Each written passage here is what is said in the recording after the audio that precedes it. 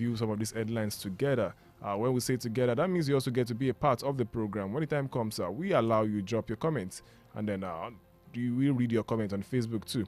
Do not forget you can watch us live on Facebook this morning. We are streaming live on Facebook at omoluwabi 87.7 FM. Omoluwabi 87.7 FM. That's the Facebook handle. Go watch us live and then drop your comment there as you get them. All right. You can also join the conversation via phone lines. When the time comes to open the phone lines for you to join the conversation, and then you get to be a part of the program this morning. All right, this lovely Wednesday morning, I've got 4 newspapers with me. I have the Nation newspaper, the Guardian, and of course the Nigerian Tribune and the Punch newspaper this morning. All right, without much ado, let's see what the headlines are from the front page of the various Nigerian dailies reporting this morning. Okay, I will start with the Punch newspaper this morning. With this one as the banner headline of the front page of the Punch newspaper this morning, saying governorship poll, 35,000 core arrive at Edo as joint forces begin patrol. The story as a writer here says military, NSCDC, EFCC personnel, backup police team, INEC tracks ballot boxes movements. Full details of that story is on page 2 of the Punch newspaper this morning, talking about the Edo governorship poll. 35,000 core arrive at Edo as joint forces begin patrol. Saying military, NSCDC, EFCC personnel, police backup, personnel backup police team, INEC tracks ballot boxes movements. That story is on page 2 of the Punch newspaper this morning. I stay from the Punch newspaper. We have this one saying 20 governors borrow fresh for 446 billion naira as revenue tumble. 20 governors borrow fresh 446 billion naira as revenues tumble. Full details of that story is on page 2 also of the Punch newspaper this morning. 3 marketers to import 141 million liters of petrol. 3 marketers to import 141 million liters of petrol. Full details of that story is on page 19 of the Punch newspaper this morning. This one says our federal government earned $1.29 billion from telecom licenses. Obasanjo speaking there, saying our federal government earned $1.29 billion from telecom licenses. Obasanjo speaking, the story is on page 20 of the Punch newspaper this morning. Executive order, Tinubu eyes $2.5 billion investments. Executive order, Tinubu eyes $2.5 billion investments. Full details of that story is also on page 20 of the Punch newspaper this morning. And we have this one still from the front page of the Punch newspaper saying police parade 2,740 suspected kidnappers. Others with 4,087 ammunition rounds. Police parade 2,740 suspected kidnappers. Others with 4,087 ammunition rounds. Full details of that story is on page 4 of the Punch newspaper this morning. And we have this one saying INEC, PDP shifts NEC meeting over Congress crisis. PDP shifts NEC meeting over Congress crisis. Full details of that story is on page 12 of the Punch newspaper this morning. And we have this one saying 3 Oyo students nabbed. 3 Oyo students remanded for allegedly causing colleagues' deaths. 3 Oyo students nabbed, remanded for allegedly causing colleagues' deaths. Full details of that story is on page. Full details of that story is on page 5 of the Punch newspaper this morning. And we have this one saying federal government alerts 11 states as Cameroon plans Lagdo Dam release. Federal government alerts 11 states as Cameroon plans Lagdo Dam release. Full details of that story is on page 30 of the Punch newspaper this morning. And that's all we have from the Punch newspaper this lovely Wednesday morning. Let's check the Nigerian Tribune very quickly. With this one as a banner headline on the front page of the Nigerian Tribune saying PDP BOT meets Wike behind closed doors. PDP BOT meets Wike behind closed doors. Says you can't set Bauchi. This one, the writer here says you can't set Bauchi on fire. Governor decries FCT minister. Okay, Governor Diaz rather. Governor Diaz FCT minister. You can't set Bauchi on fire. Governor Diaz FCT minister. Insists PDP Governors Forum stand by Fubara. Full details of that story is on page 5 of the Nigerian Tribune this morning. PDP BOT meets Wike behind closed doors. You can't set Bauchi on fire. Governor Diaz FCT minister insists PDP Governors Forum stands by Fubara. Full details of that story is on page 5 of the Nigerian Tribune this morning. And we have this one saying ECOWAS targets $12 billion capital investment for Lagos Abidjan road projects. ECOWAS target $12 billion capital investments for Lagos Abidjan Road project. Full details of that story is on page 30 of the Nigerian Tribune this morning. 2.2 million registered voters collected PVCs in Edo. 2.2 million registered voters collected PVCs in Edo. INEC is speaking there. Full details of the stories on page 3 of the Nigerian Tribune this morning. Flooding. 250,000 persons at risk of being displaced in Kogi government warns. Says established 42 IDP camps. Full details of the stories on page 13. Talking about flooding. 250 persons at risk of being displaced in Kogi government warns. Establishes 42 IDP camps. The story is on page 13 of the Nigerian Tribune this morning. We have this one still from the Nigerian Tribune saying, end banditry, killings now. No room for excuses, Danjuma tells service chiefs.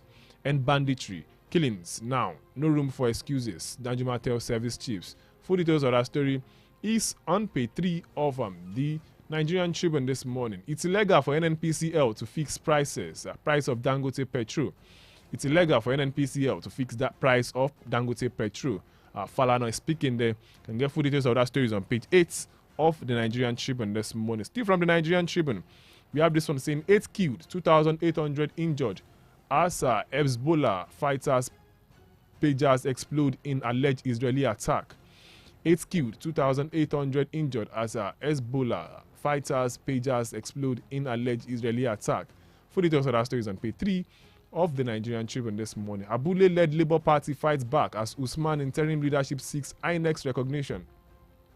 Abule-led Labour Party fights back as Usman interim leadership seeks INEC's recognition. Can get full details of that story on page 28 of the Nigerian Tribune this morning. Supreme Court judgment on LG financial autonomy may only remain implementable on paper. That's coming from Niyi Akintola.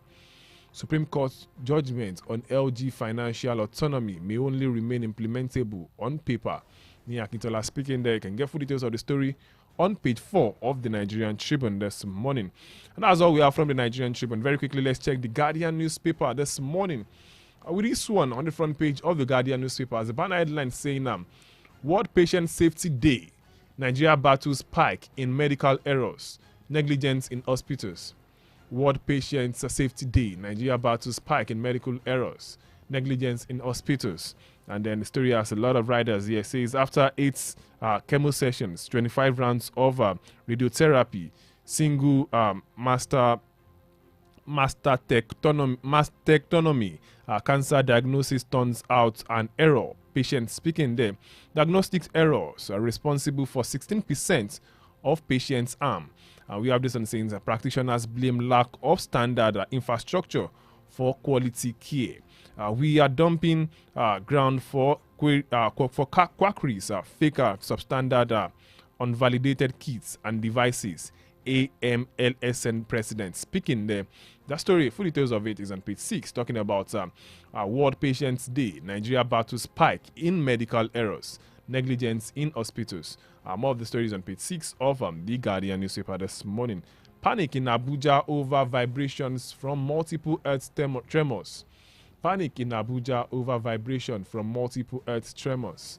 I can get full details of that story on page 30 of the Guardian newspaper this morning. Lagos State government seeks accountability, says misdiagnosis cost patients 40% more. Lagos State government seeks accountability, says misdiagnosis costs patients 40% more. Full details of that story is on page 7 of the Guardian newspaper this morning. FRSC acts the illegality of being accuser, prosecutor, and judge. FRSC Act, the illegality of being accuser, prosecutor, and judge. That's an analysis there from page 4 of the Guardian newspaper this morning. Minister wants 300 million youth unemployment in Africa. Minister warns of 300 million youth unemployment in Africa. More of details of that story is on page 5 of the Guardian newspaper this morning. Scientists confirm new fast-spreading COVID variants. Scientists confirm new fast-spreading COVID variants. Full details of that story is on page 3 of the Guardian newspaper this morning. Nigerian flood alerts as Cameroon's Lagdo Dam releases water. Nigerian flood alerts as Cameroon's Lagdo Dam releases water. Full details of that story is on page 6 of the Guardian newspaper this morning. And we have this one saying INEC taxed on credibility as 379,245 PVC is uncollected in Edo. INEC tax on credibility as 379,245 PVCs uncollected in Edo. More details of that story is on page 29 of the Guardian newspaper this morning. Court rejects Lagos AG's move to stop 1.35 billion naira fraud case. Court rejects Lagos AG's move to stop 1.35 billion fraud case. Full details of that story is on page 30 of the Guardian newspaper this morning. Federal government to unbundle 105 government colleges. Federal government to unbundle 115 government colleges, rather. Full details of that story is on page 30 of the Guardian newspaper this morning. Clark Lotz Dangote urges support for local refining. Clark Lotz Dangote urges support for local refinery. You can get full details of that story on page 3 of the Guardian newspaper this morning. And that's all we have from the Guardian newspaper. Very quickly, let's check lastly. The Nation newspaper this morning, as a banner headline here on the front page of the Nation newspaper, reads, End banditry. Killings now, Danjuma tells service chiefs. End banditry. Killings now, Danjuma tells service chiefs. The story has some riders here, says, Ribadu, arms control law operation, why insecurity persists by Interior Minister. Full details of that story is on page 2 of the Nation newspaper this morning. Tinubu signed peace accord presidency. Speaking there, Kantas Kuka. Tinubu signed peace accord presidency, Kantas Kuka. You can get full details of that story on page 2 of the Nation newspaper this morning. 99 illegal refineries found, 35 oil thieves held in 1 week. 99 illegal refineries found, 35 oil thieves held in 1 week. More details of that story is on page 25 of the Nation newspaper this morning. And we have this one saying JAMB unveils plans. JAMB unveils plans to boost education access to PLWDs. JAMB unveils plans to boost education access to PLWDs. For details of that story, you can get a copy of the Nation newspaper and flip over to page 3 of the Nation newspaper this morning. Dangote can sell petrol below cost price, says Rewani. Dangote can sell petrol below cost price, says Rewani. More details of that story is on page 7 of the Nation newspaper this morning. Cameroon begins a release of water from Lagdo Dam. Cameroon begins release of water from Lagdo Dam. You can get full details of that story on page 4 of the Nation newspaper this morning. We have this one saying CBN to maintain 5% loan 5% loan cap to government. I can get full details of that story on that page. It's an editorial there from Nation newspaper. It's on page 2 of the Nation newspaper this morning. Rivers PDP elders tackle Ada George for attacking Wike. Okay. Rivers PDP elders tackle Ada George for attacking Wike. More details of that story is on page 4 of the Nation newspaper this morning. And that's all we have from the Nation newspaper this lovely Wednesday morning, and also from the headlines this morning. You can join us live on Facebook. We are currently streaming live on Facebook this morning at Omoluwabi 87.7 FM. Omoluwabi 87.7 FM is the handle.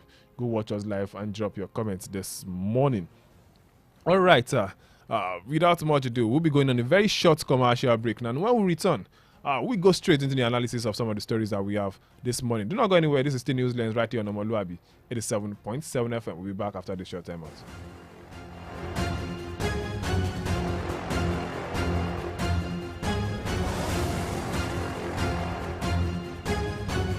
The voice of integrity, Omoluwabi 87.7 FM. At break time, when my champ needs to keep going, he's going to need his favorite snack, made with the goodness of malt, milk, cocoa, and crunchy Niger-grown maize, containing calcium, iron, and fiber.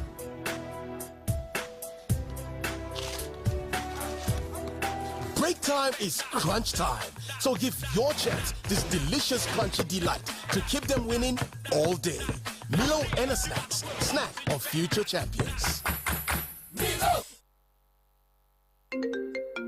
Hello? Hello there. I'm at the hospital right now because the kills are seriously ill. I've been on a long queue and the doctor is here to attend to me. I don't know what to do again. You know what? How about the numbers I gave you while leaving? Oh, the e-doctor numbers? Yes. Call them right away. They will attend to you immediately. Hello? Darling, just like magic. Junior is playing. Even Princess is eating like an adult. You know I've told you to calm down. Our family is covered with eDokita Premium Plan. With eDokita, you have access to healthcare at your fingertips. Stop wasting your productive hours while waiting in the clinic for doctor. Subscribe today to any of eDokita plans and enjoy online chat and call consult, laser therapy, medical outreach, and home care services. Simply dial 0704-714-2000 or 0701 0008670. Log on to www.edokita.com or visit us at eDokita, number 2 Ocean Street, New Bodija, Ibadan. eDokita, inspiring wellness.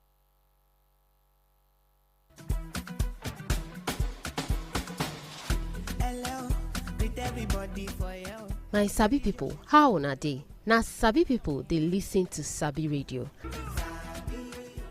Omoluwabi Radio 87.7 FM, na dem be Sabi Radio.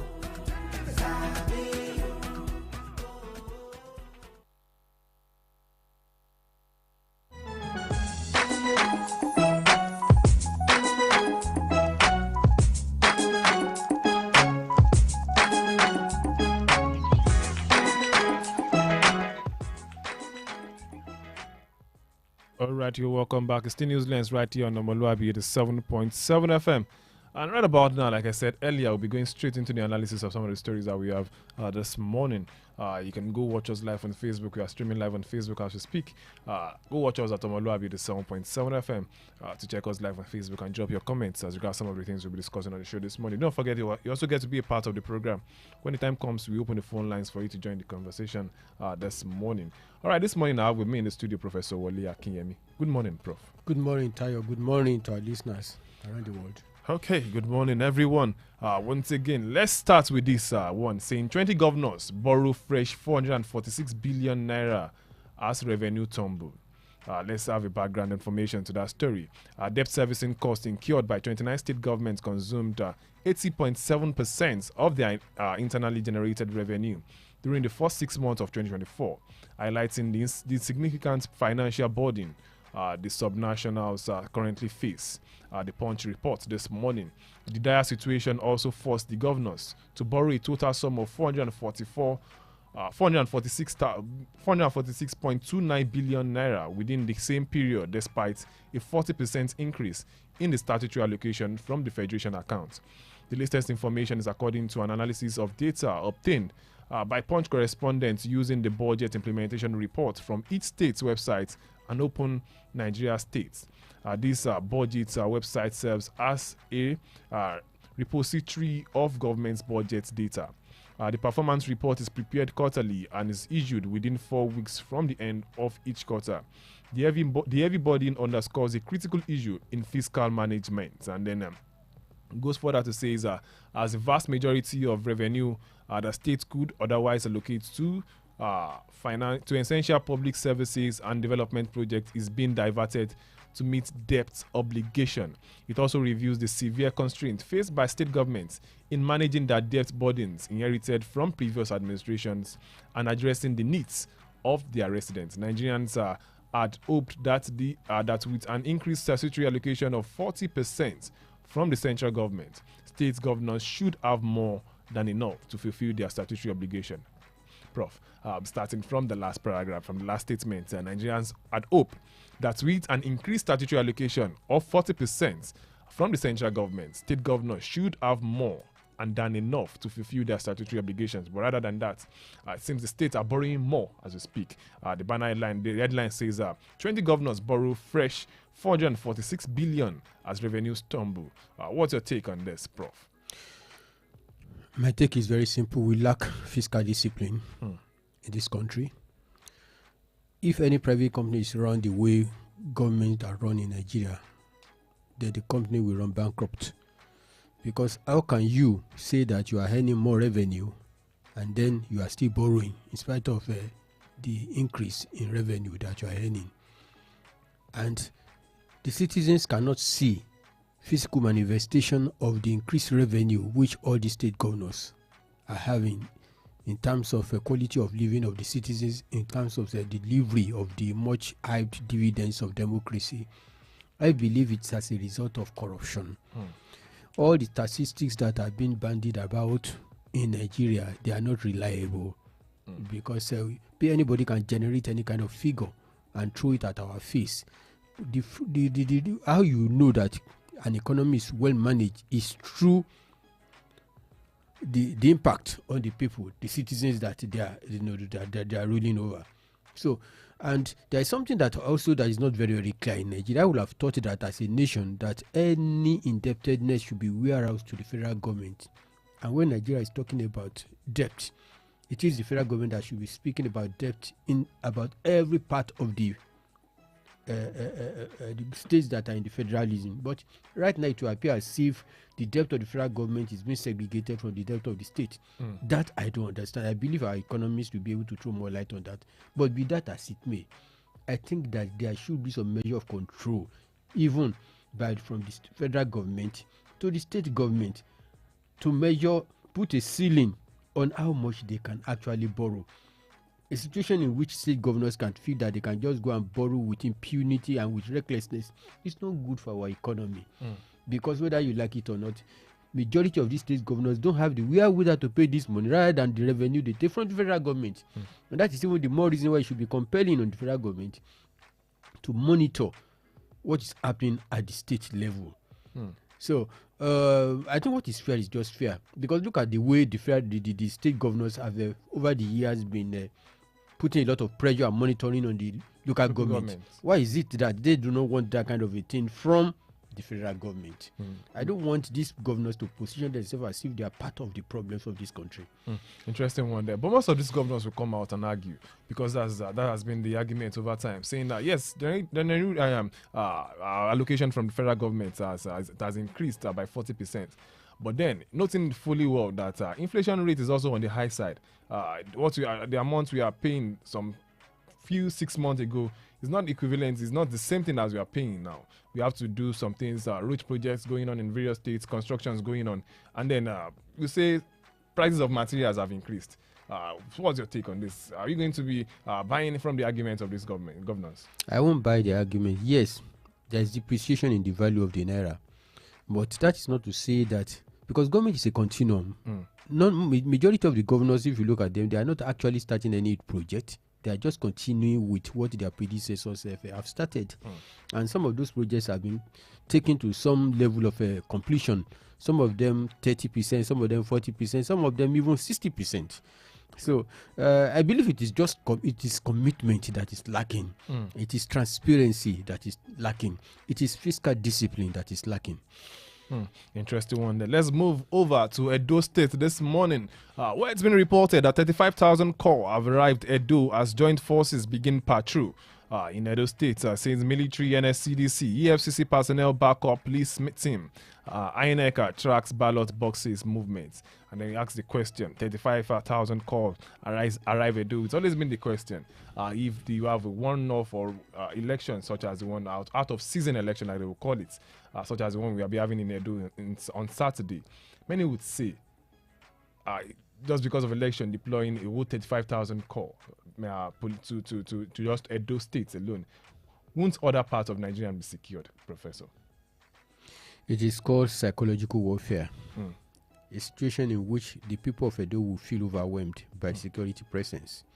Now, it has merit and demerit. The merit of it is majority of the people that are likely to create problem in that area, they will watch their back. They will be very, very careful. The bad effect of it is that it might actually lead to people withdrawing totally from doing their franchise. Going to vote. Some people might feel that it's not safe for them if they feel that the whole place the atmosphere is too militarized. So people might just stay back. It might actually lead to voter apathy. So I think some of these things should be balanced. And then, like they say in Nigeria, too many cooks, they spoil the broth. A situation in which you have 35,000 policemen, then you have many armed forces, you have all sort of paramilitary organizations coming into the place. I don't think it is necessary. It is too overwhelming. I don't forget that all of these people that they are drafting to these places, they are going to be paying them allowances. So why do we Nigerians, we like to throw money at virtually everything. There are some things we can achieve without necessarily throwing a lot of money down the drain. Probably we should have some kind of electoral reforms, like many have been calling. Probably you do not even need to go to the ballot stations to cast your vote, so that just to stop all of these spendings and just to for the ease of logistics and the likes like that. The absolute truth of the matter is that I was expecting that with the kind of money that was voted for INEC during the presidential election, I was thinking that the whole thing will be they will use technology, and it's something that is doable. You should be able to vote from the comfort of your home. You don't have to be on the street. You don't have to go and queue up. Technology can deliver. It has been practiced in some countries abroad, and I don't see why you can't do the same thing in Nigeria here, because it is. See, but politicians, let me be very, very honest with you. They don't want anything to be. They hate technology, because where technology is deployed, it's very, very difficult for them to rig. So they would rather frustrate every attempt at using the technology to deliver credible elections. Interesting one there. All right, let's talking about politics now. Talking about a man that has been, it seems he's stronger than all of his peers as we speak now. Talking about the man called Wike. It's on the front page of the Nigerian Tribune. He has a banner headline saying PDP BOT meets Wike behind closed doors. What they discussed, no one knows yet. And then the governor of Bauchi State is saying you can't set Bauchi on fire. Governor DS FCT minister insists PDP Governors Forum stands behind Fubara. Professor Wale Akinyemi seems Wike is a very strong man as we speak now. PDP BOT has gone to meet with him behind closed doors, and then governors are saying we are still behind Fubara. Fubara is the one we recognize as the governor of Rivers State. What's your take on all of this saga? Wike is just a man that came at the right time in Rivers State. You see, the strength of Wike lies in the financial strength of Rivers State. Make no mistake about that. If you take Lagos State out of Nigeria, the other state that is maybe stable financially is Rivers State. It is the oil state. And don't forget that for a very, very long time after power was taken from the PDP, it was Wike that was more or less sustaining the party, financing the party. So through that, he's been able to, as you can say, harness all the structure of PDP, not only Rivers State but even nationally.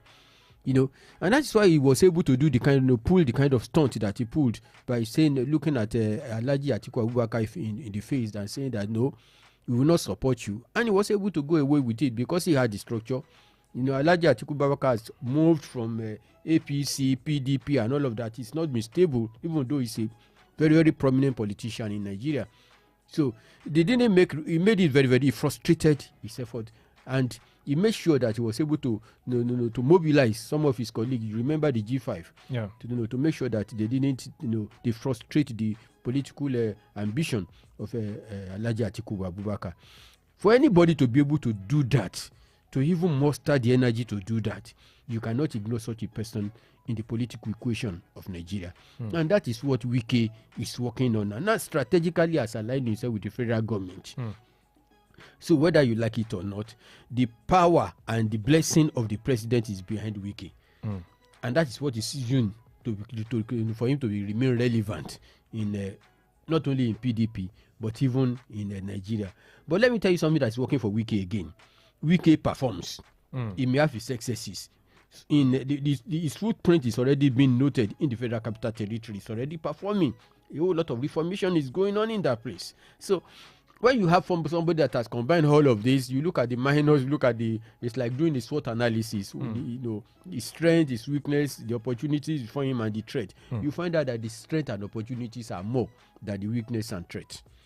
But many would say it's Wike stronger than the PDP. The PDP BOT members, the POT members, they have to invite him to a meeting. Compromise is the enemy of achievement. The absolute truth of the matter is that the number of people that are inviting him to the meeting behind closed doors, behind the closed doors, they have benefited from Wike. Some of them are also, they are snitches. They are the people who will hold meeting with PDP and come back to Wike and tell them that this is the things the decisions we took at the meeting. This is the way it works with politics. Whoever that has the money has the influence. Whoever has the money has the influence. Let's talk about the Governors Forum. In Nigeria, PDP Governors Forum, they are saying they are throwing our weight, our support behind Fubara. Many are saying, is Wike still a member of the PDP? As a matter of fact, the last interview he granted, he said he's still a bona fide member of the PDP and nothing can take him away from the PDP. Many are asking the question, who is Wike working for? That is the problem. Wike is the political colossus you have in Nigeria now. One leg is standing in the PDP, the other leg is standing in the APC, and his head is reaching to the sky. So the only thing that the governor of Rivers State can do, current governor of Rivers State can do, to pull the rug off the feet of Wike is for him to declare for APC. Do not forget, there's a certain governor in Edo State too who is shouting, who is crying foul as we speak, saying that Wike is having some kind of influence in the election that will be coming up in Edo State, saying Wike's cousin is the wrecker for the elections, for INEC in Edo State, and they're saying somehow that will influence the election in Edo, saying the APC wants to use Wike in Edo State. The fear of Wike is the beginning of political wisdom in Nigeria right now, because they believe that if Wike can undermine somebody like an institution like Atiku Abubakar, then they know all others will be puppets and in his hands. Let's leave Wike alone and let's check something very important. Talking about local government autonomy, someone is speaking there saying Supreme Court judgments on local government financial autonomy may only remain implementable on paper. It's not been implemented. We've not seen actions yet, Prof. And then Nia Akintola is speaking here, say it may only be implementable on paper. It might not be realistic even if we start implementation. Nia Akintola is senior advocate of Nigeria, Yes. Very experienced lawyer. He knows what he's talking about. But from a layman's point of view, I want to say that federal government, the local governments, as of now, their status, they are not part of the federating unit in terms of fiscal allocation. So there's a compelling need to put it in our constitution that they should be part of the federating unit. Probably we need a constitutional review too. Of course, that is very, very compelling. Otherwise, what we think we have gained, it will just be like a paper tiger that cannot back. Because, yes, the federal government has made a pronouncement that they should receive their allocation directly. But if the law does not embark, does not give them the power to do that, then it's an exercise in futility. Interesting one there. Let's come to Oyo State, where the governor of Oyo State has flagged off the upgrade of Ibadan Airport. They want to make it an international airport as a speaker. Is that a welcome development? Do we need an international airport in Ibadan? It is a welcome development. I will tell you the status of Ibadan. For a very, very long time, Ibadan is been psychologically and geographically distant from Lagos, and it shouldn't be so. If you look at the history of Ibadan, it's always been the capital of the western part of this country. And for you to have this kind of disparity in terms of the development of Lagos and Ibadan, it's not tolerable, it's not acceptable, it's not something that should be continued. So that's why I want to commend the regime of Engineer Seyi Makinde for the very proactive steps he's taking to bridge the distance between Ibadan and Lagos. And one of the ways in which that can be done, of course, is through the airport. Because if you look at it, the kind of people that we want to come to Lagos, to come to Ibadan, to bring investment to Ibadan, they are the kind of high net worth individuals. Majority of them, they want to come in through the airports. We want to invite more people. Our tourism, the tourism potential of Oyo State will be further enhanced, even with the enhancement of the airport in Ibadan. And don't forget also that with the train that is coming in, the development in the railway system is bridging the gap between Ibadan and Lagos.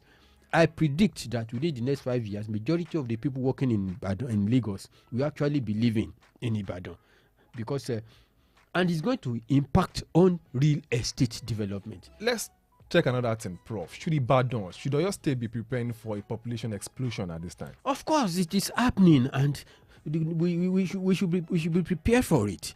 We cannot continue to think that Ibadan will continue to run the way it has been. It cannot be a big village the way it is now. Things must change. The road network must change. The sanitation exercise must change. The drainages must change. The behavior of those drivers, taxi drivers, and everything must change. It's about time for Ibadan to become a modern city. So and for all of this to be achieved, we must join Governor Seyi Makinde in all the proactive steps he's taking to make sure that we take Ibadan from this sleeping giant status to become a modern city like any other city in the world.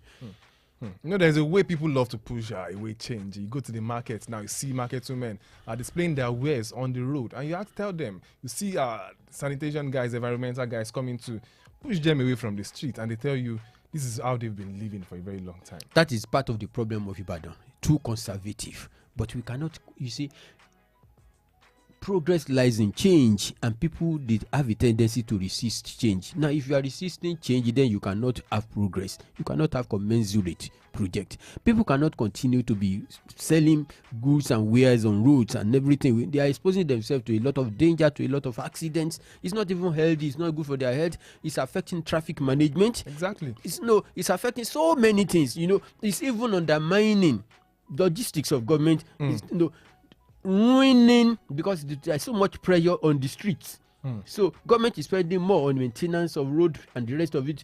The roads that people are supposed to work on, you will see somebody, even the part that pedestrians are supposed to work, you see vulcanizers there, you will see traders there, you see tomato people sellers there. That Ibadan has become one kind of big market all over the place.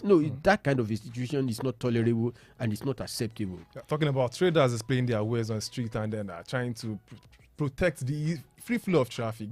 There's a way this thing causes some kind of chaos, and then you're trying to drive through a road that you shouldn't spend more than 2 minutes or thereabout, and then you spend about 10 minutes there inside traffic, and then you'd be like, this thing should be free, this road should be free. Why does it become narrow all of a sudden? Go to the places they call the interior of Ibadan, so to speak now. These are tiny roads, and you just find traders there displaying their wares, and then you ask the question, shouldn't the government take drastic measures against these people? It's a gradual process. Ibadan has not always been like this. I remember when I was much younger, there are places that you go through Ibadan, you walk through, they used to call it Queen Elizabeth Way that time, right through from the gate Agodi to UCH and the rest of it. You will see tree-lined streets. You will not see this kind of chaos that we have. It's not everywhere that they display wares and services like that. But the moment government passed on to our people, a whole lot of compromise entered into it. Ibadan used to be very, very organized. It has not always been like this, And that's why I say that it is something that is doable if you are committed to doing it. As a matter of fact, I remember the time of the first, for people of my age, they will probably be able to know. Majority of people don't even come from the villages to the town. You know why? Because if you don't have your tax, and I'm talking of the First Republic, you don't have your tax paper, you run away, you dare not appear in the city. It was seriously enforced during the period of when Obafemi Awolowo was a governor of the Western region. Premier of the Western region. It was as serious as that now, but I don't even think that you have that kind of discipline now. We used to have the Wolis. That when they go they inspect your water, they inspect if you say you are selling, they go and inspect the food. You have a catering, you are selling food outside. The quality of the food that you are selling. Even you go to primary schools in those days, you see the women that are serving pupils, the way they dress, the way they bring the food that they want to serve. They have neat aprons and everything. Everything is cleanly arranged and organized. If it can be done at that time, I believe the same thing can be replicated today. Interesting one there. All right, you can enjoy the conversation this morning. We are streaming live on Facebook at omoluwabi 7.7 FM, and I'll be opening the phone lines very soon. But then, before we do just that, we'll be going on a commercial break. We need to pay some bills at this time. When we come back, I'll read out the phone lines and then give you the opportunity to be a part of the program this morning. Do not forget, you can also drop your comment on Facebook. We'll read them when we come back. Good morning. It's still Newslands on the omoluwabi 7.7 FM.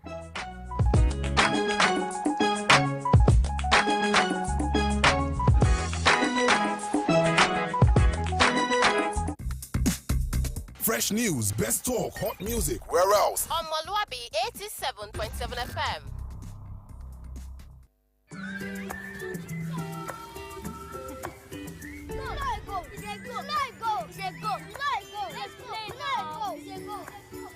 I will show you. Junior, don't do that. Sweetheart, no matter what you do, we show you love. So you can show more love to everyone. Mom, how do you show more love to everyone?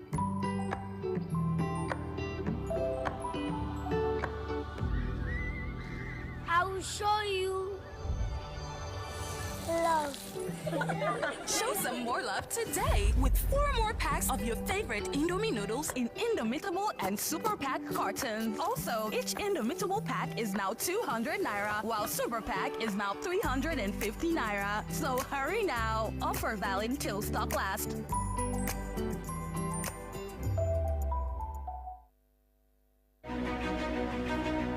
Oh no, these service providers. The other time my data disappeared, last week my money was deducted when I didn't make a call, the other time... Wait. Have you called NCC on 622? Chidro works. NCC 622 is the toll-free complaint line where phone users can lodge any complaints concerning their lines. So, if they debit me for calls I did not make, call 622. If they charge me higher than normal, call 622. And if they... For any issues that concerns your phone, call 622. But before you call NCC on 622, you must first call your service provider. It is only when they don't resolve your complaints, then you call 622. 622 line is open from 8 a.m. to 5 p.m. every day, excluding weekends and public holidays. Calling 622 is free. Take advantage of 622 to resolve your phone complaints. NCC, connecting Nigeria.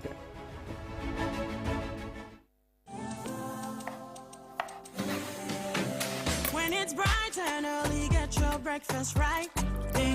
You need all the nutrients that will hold you tight. Stay in power, you find it all in Peak. Every move you make, Peak's got you all the way. And the Peak goes on. Power on every morning with our Peak protein breakfast to make the most of every day. Peak, reach for your peak. Fresh news, best talk, hot music. Where else? Omoluwabi 87.7 FM.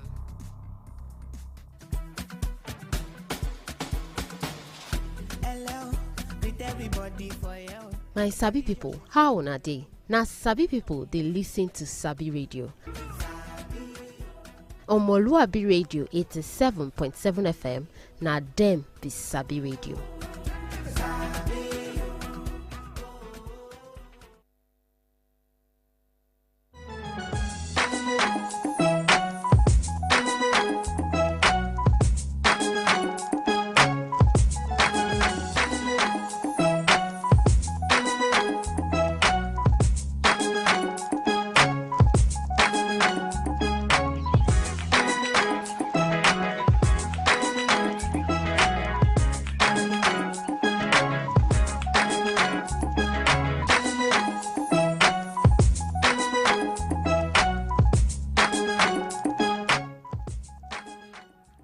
You're welcome back. It's still Newslands right here on omoluwabi 87.7 FM. You can join the conversation at this point. The studio lines are open already. 07047 007999 07047 007999. Can also call us on 0053 888933 0053 888933. Those are the studio lines to call to be a part of the program this morning. 07047 007999 07047 007999 0053 888933. You can also drop your comment on Facebook this morning as regards some of the things we've discussed on the show this lovely Wednesday morning. Okay, let's move on this morning as regards some of the headlines. I still making it. I made it through to the Nigerian dailies this morning. Let's see this pressing issue on the front page of the Guardian newspaper. The Guardian is revealing something very important. Talking about the World Patient Safety Day. Nigeria battles spike in medical errors, negligence of hospitals, and then The patient is speaking here, saying after 8 chemo sessions, 25 rounds of radiotherapy, single mastectomy, cancer diagnosis turns out as error. That's the patient speaking there and saying diagnosis error are responsible for 16% of patients' harm. And we have this one saying practitioners blame lack of standard infrastructure for quality care. We are dumping ground for quackery, fake substandard, unvalidated kits and devices. That's coming from AMLSN President Professor Wale Akinyemi. We've heard issues of fake of errors and negligence from medical practitioners, and then how and how diagnosis turns out to be error. And then people have asked the question, what's really going on? Health practitioners are saying most of the kits we have around, most of them are fake. And then they don't even have some of these kits they're supposed to use for to diagnose patients at this time. And then we've seen patients lost their life because they are taking wrong medications for the wrong ailments. Professor Wale Akinyemi, what's your take on this? We are talking about health delivery, delivering quality medical services. You have to examine the entire value chain. Unfortunately, when mistakes happen, people blame the doctor. But don't forget that there are so many other people that assist the doctor in making informed decisions. So there is the nurses are there, the pharmacists are there. There are the laboratory attendants or laboratory technologists. They are there. So all of these people, they have roles to play. And don't forget that these doctors themselves, they are human. If doctors are working in conditions that are not conducive, if they are overwhelmed, if they have personal problems and the rest of it, whether you like it or not, it brings to bear on their performance on the duty. And let us be very fair with ourselves. Nigeria is not providing an enabling environment for excellence in the medical profession. And that is why so many people are quitting. And if you go to the medical school, maybe UCH there, if they graduate in, let's say about 10 medical doctors, MBBS candidates, the chances are that about 7 of them will find themselves out of the country. This is the situation we are contending with. For the fact that majority of our people that go out there and they perform so wonderfully well, Nigerians in foreign hospitals, it goes to show that the problem is not with us, but the problem is with the environment that we provide, the quality of hospitals, the quality of equipment, the kind of encouragement that government gives to medical practitioners and the rest of it. But a situation in which you find somebody who is barely literate, is a counselor, is any more than maybe the medical director of a major hospital, is not tolerable, is not encouraging. So we must take a holistic view of all of these things. As much as medical practitioners, we want to give their best, they are also human. So we should encourage, we should make sure that everything in the value chain is perfect, is impeccable, so that doctors can deliver the kind of... Let me tell you, there are so many people that died because of wrong prescription. Late Garnifa is a very good example. It was being treated for a different thing being in Nigeria here, until somebody said he should go out and take a second opinion. And then when he traveled out, they discovered that it was a different thing that was troubling him. But it was too late. So he's been on medication for a very, very long time, treating the wrong thing, And I can assure you that there are so many people like that are going through the same thing. They give you, and another thing that can also compromise the quality of health delivery we have in Nigeria is that this corruption is also in the medical system. Let me tell you, somebody will write in a drug for you, and we even specify to you the clinic that you should go and look for that thing. So it means that it's a syndicate. So when you have this kind of arrangement and everything, you cannot have excellence. Unfortunately, we are dealing with human lives. It's a sad situation. Such a sad situation there. Let's check this one very quickly, coming from the former Chief of Defense Staff, Theophilus Danjuma, urging the military to end banditry. Says this one from the banner headline of the Nation newspaper, saying end banditry, killings now. Danjuma tells service chiefs. And then many have been asking the question, is it only about service chiefs alone? Is it not about this issue of banditry? Is it not a systemic problem, Prof?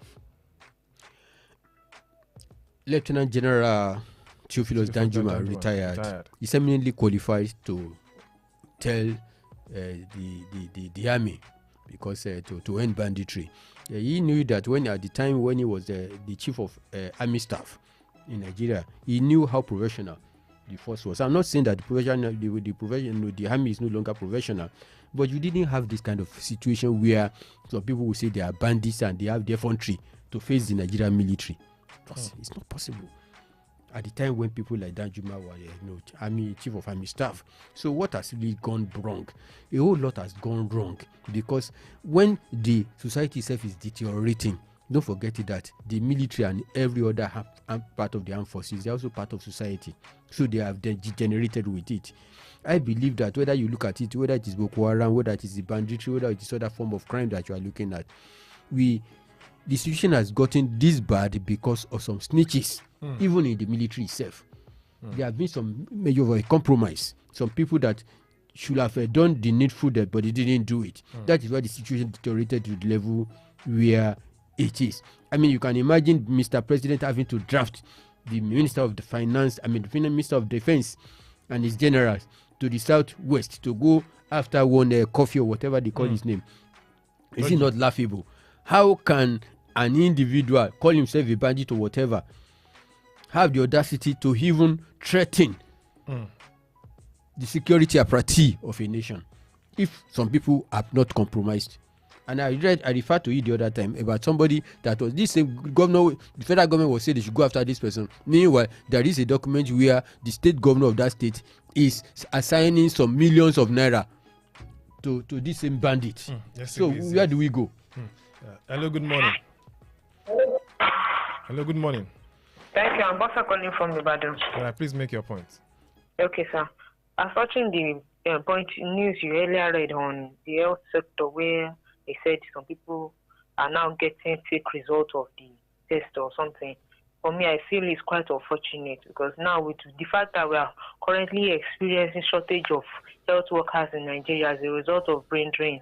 So yet, I would have advised that the state government should take this proactive step towards this effect, because it's not supposed to be. We're not supposed to be losing lives as a result of this fake results of tests or even wrong treatments for ailments. So they should please do what is needful. Like we have it in Oyo State where there was a time where they fixed this Adeoyo and some other healthcare centers, and they even equipped them with the equipment necessary. So things like this are something that they're supposed to have been doing, not we going to private sectors and end up being treated wrongly. So I plead with state government, they should please do what is needful in that aspect. Thank you. All right, thank you very much for being a part of the program this morning.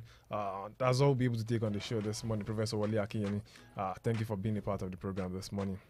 The pleasure is mine. And of course, I sincerely want to appreciate everyone for joining the program this morning. On Facebook, you can see Stephen Yewumi, Emmanuel Chukwu, and Agbola Oladiye. Good morning to all of you.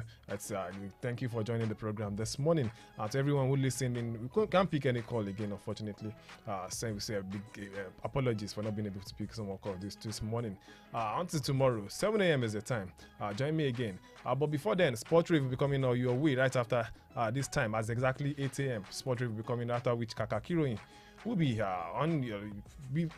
for your listening pleasure by 8:30 on this dab. My name is Oluwatayo Ajiwale. And some other time, enjoy the rest of your day. Bye-bye.